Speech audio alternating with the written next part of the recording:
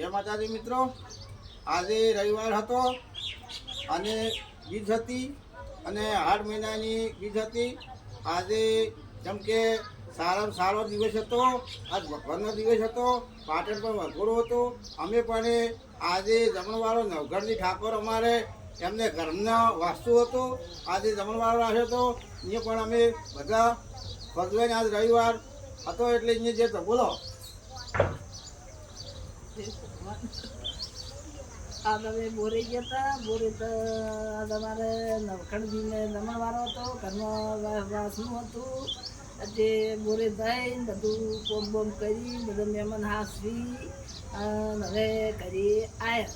જય માતાજી મિત્રો, જેમ કે આજે મહેમાન બહારના હગાવાલા હતા, ગામના હતા, દરેકને સેવા કરીને સેવાનો લાભ લીધો.